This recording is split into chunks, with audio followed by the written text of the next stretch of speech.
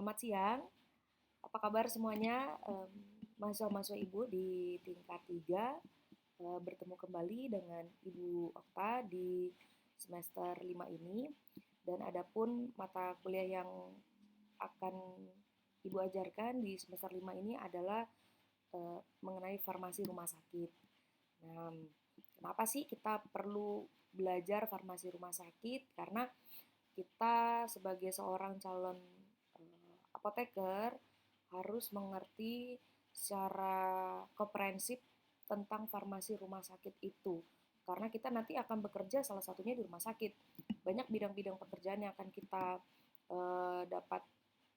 dapat mengabdi, tapi rumah sakit adalah salah satu bidang yang cukup rumit karena peran kita sangat dibutuhkan di rumah sakit.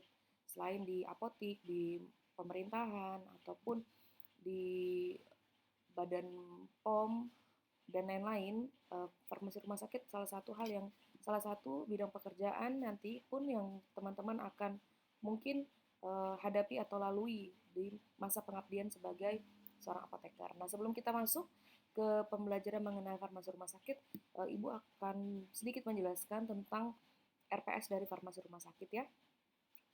Oke, di mana bobot dari mata kuliah ini sebesar 2 SKS dengan dosen pengampu hanya Ibu. Adapun deskripsi dari mata kuliah ini adalah berbicara tentang standar pelayanan kefarmasian di rumah sakit, instalasi farmasi rumah sakit, pemilihan dan perencanaan obat, pengadaan dan penerimaan obat, penyimpanan dan pendistribusian obat, asuhan kefarmasian, pengkajian pelayanan resep, pemantauan dan evaluasi penggunaan obat, panitia farmasi dan terapi, formular rumah sakit, penggunaan obat rasional, keselamatan pasien dan keamanan pengobatan, pelayanan informasi obat, dan simulasi perencanaan obat. Di mana capaian pembelajarannya nanti bisa dilihat. Ini adalah bahan kajiannya, sub pembahasan dari setiap capaian yang ingin dicapai melalui mata kuliah ini. Adapun pustaka atau literatur yang bisa digunakan adalah buku Farmasi Klinik, Teori dan Penerapan, karya Pak Charles Siregar tahun 2006 dan 2007. Nah, ini adalah acara pembelajaran kita, di mana di sini untuk pertemuan pertama kita akan belajar terlebih dahulu tentang standar pelayanan kefarmasian di rumah sakit. Karena di setiap tempat pekerjaan, baik itu di rumah sakit, di apotik, di industri, di pemerintahan, tentu ada namanya standar pelayanan. Nah, bagaimana dengan di rumah sakit, kita akan pelajari di pertemuan pertama. Di pertemuan kedua, kita akan belajar bahwa di dalam standar pelayanan farmasian itu ada yang namanya instalasi farmasi. Nah, kita akan belajar semua hal tentang instalasi farmasi di pertemuan kedua. Hal-hal apa saja yang dilakukan di instalasi farmasi rumah sakit? Mulai pertemuan 3 akan kita bahas, dari mulai pemilihan dan perencanaan. Kita akan belajar tentang bagaimana pengadaan dan penerimaan obat. Kita akan belajar tentang penyimpanan dan pendistribusian obat di pertemuan kelima.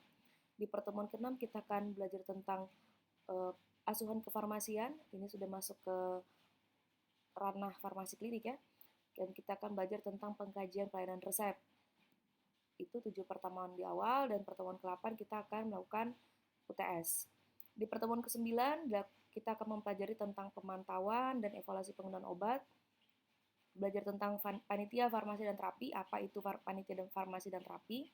Kita akan belajar hal lain tentang formulir rumah sakit, bagaimana penggunaan obat yang rasional, karena kita tahu di rumah sakit obat yang digunakan tidaklah sedikit, maka bagaimana terkait dengan penggunaan obat yang rasional. Selanjutnya kita akan belajar tentang keselamatan pasien dan keamanan pengobatan, pelayanan informasi obat, dan kita akan sedikit belajar tentang perencanaan obat ya, bagaimana cara perhitungannya. Dan di pertemuan ke-16 kita akan melakukan UAS. Nah, berdasarkan hal tersebut, maka kontrak perkuliahan dan tugas mandiri yang bisa kita lihat di sini, bahwa pada hari ini Selasa 15 September kita akan melakukan pertemuan pertama dan akan dilakukan sebanyak 14 kali dan kemungkinan akan berakhir di 4 November. Dan yang perlu kita ketahui di sini bahwa ada beberapa hal penting. Sebelum UTS kita akan melakukan presentasi kelompok, yaitu terkait dengan materi kuliah asuhan kefarmasian dan pengkajian pelayanan resep.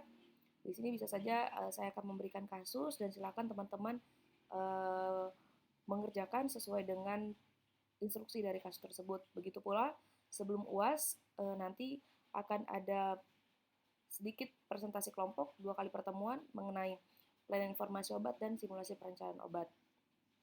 Oke. Nah, ini adalah mengenai kontrak perkuliahan ya yang akan kita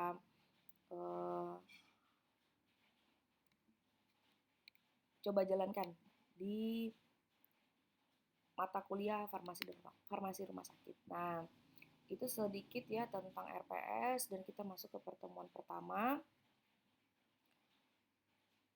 Ya, pertemuan pertama kita akan belajar tentang standar pelayanan kefarmasian di rumah sakit. Nah, ada 4 pokok pembahasan. Yang pertama adalah mengenai dasar hukum dari standar pelayanan kefarmasian, definisi, ruang lingkup, dan penyelenggara standar pelayanan kefarmasian. Kenapa kita perlu belajar tentang dasar hukum? Karena semua yang kita jalankan ini harus berdasarkan undang-undang. Nah, Undang-Undang Nomor 44 Tahun 2009 tentang rumah sakit menyatakan bahwa rumah sakit harus memenuhi persyaratan.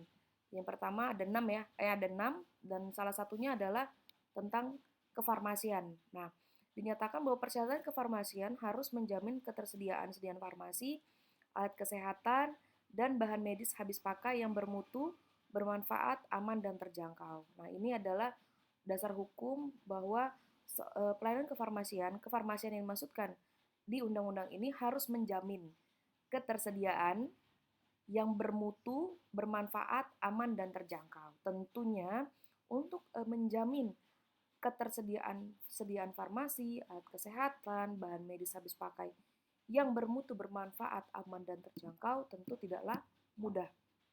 Nah, makanya kita harus belajar tentang bagaimana cara atau apa saja standar pelayanan kefarmasian yang bisa menjamin bahwa apa yang kita sediakan itu memang bermutu, bermanfaat, aman, dan terjangkau. Nah, undang-undang tadi diterjemahkan lebih jelas di Peraturan Pemerintah Nomor 51 Tahun 2009 tentang pekerjaan kefarmasian, bahwa dalam menjalankan praktek kefarmasian pada fasilitas pelayanan kefarmasian, apoteker harus menerapkan standar pelayanan kefarmasian yang diamanahkan untuk diatur dengan Peraturan Menteri Kesehatan. Ini saya bold ya. Apoteker harus menerapkan standar pelayanan kefarmasian, di mana ya tadi tetap harus menjamin ketersediaan yang bermutu, bermanfaat, aman, dan terjangkau. Nah, ini harus menerapkan standar pelayanan kefarmasian. Kita lihat ada 2 peraturan Menteri Kesehatan yang sudah pernah ada terkait dengan standar pelayanan kefarmasian. Pertama di tahun 2014 nomor 56 tentang standar pelayanan kefarmasian di rumah sakit dan diupdate lagi tahun 2016